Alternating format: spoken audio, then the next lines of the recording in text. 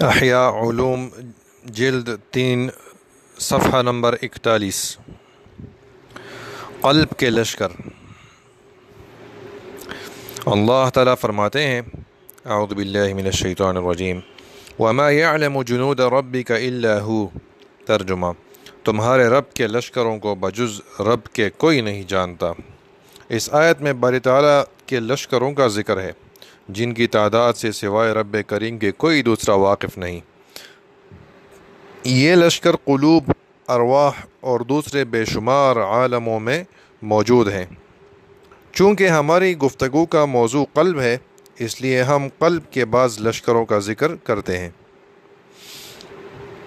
قلب کے 2 لشکر ہیں، ایک وہ جو ظاہری آنکھ سے دکھائی دیتا ہے اور دوسرا وہ جو عقل کی آنکھ سے محسوس ہوتا ہے۔ قلب کی حیثیت بادشاہ کی ہے اور لشکر اعوان و خدام کا حکم رکھتے ہیں۔ ظاہری آنکھ سے نظر آنے والے لشکر میں ہاتھ، پاؤں، آنکھ، کان، زبان اور دوسرے تمام اعضاء شامل ہیں۔ یہ سب اعضاء خواہ جسم کے ظاہر میں ہوں یا باطن میں قلب کے خادم ہیں اور انہیں قلب کی اطاعت کا پابند کر دیا گیا ہے۔ وہ ان میں جس طرح چاہتا ہے تصرف کرتا ہے۔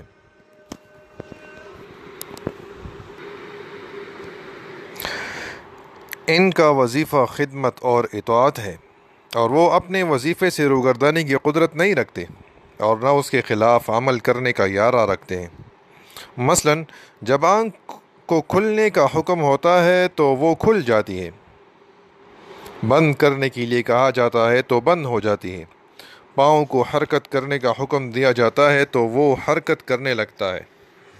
زبان کو بولنے کے لیے کہا جاتا ہے تو وہ بول پڑتی ہے۔ تمام اعضاء کا یہی حال ہے۔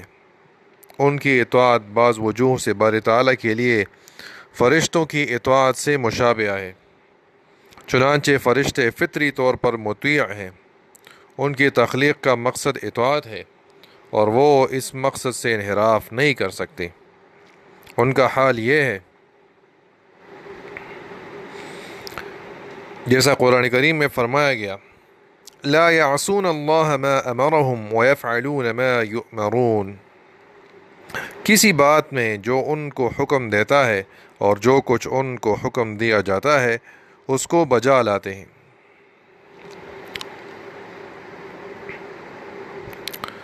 البتہ فرشتوں کی اطاعت اور اعضاء کی اطاعت میں ایک فرق ہے، اور وہ یہ کہ فرشتے اپنی اطاعت کا علم رکھتے ہیں جبکہ اعضاء کی اطاعت میں یہ بات نہیں ہے۔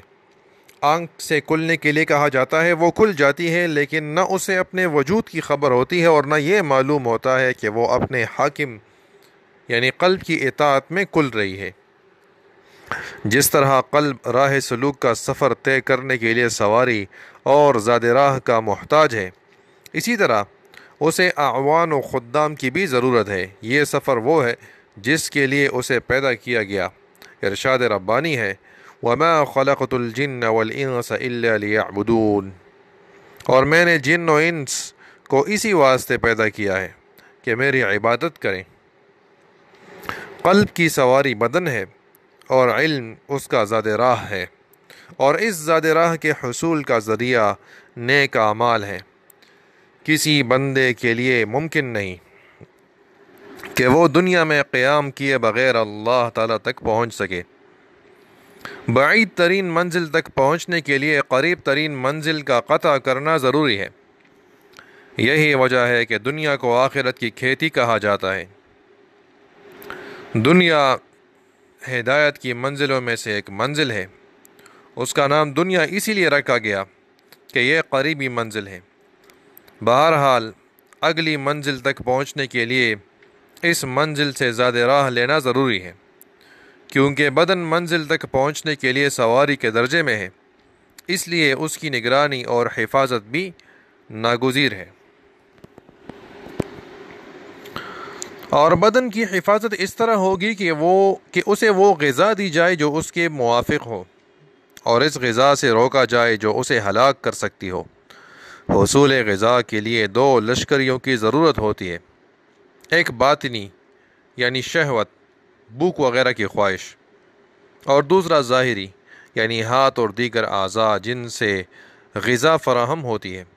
قلب میں خواہش اسی لیے پیدا کی گئی ہے، اور اس خواہش کی تکمیل کے لیے ظاہر جسم میں اعضاء بھی عنایت کیے گئے۔ اسی طرح مہلکات سے بچنے کے لیے بھی دو لشکری عطا کیے گئے، ایک باطن میں جو غضب کہلاتا ہے اور اس کی وجہ سے آدمی مہلکات دور کرتا ہے اور دشمنوں سے انتقام لیتا ہے، دوسرا لشکر ظاہر میں جو ہاتھ اور پاؤں سے عبارت ہے، آدمی ان کے ذریعے غضب کے تقاضے پر عمل کرتا ہے۔ بدن میں ان اعضاء کا وجود ایسا ہے جیسے کسی سپاہی کے پاس ہتھیار اور آلات جنگ ہوں۔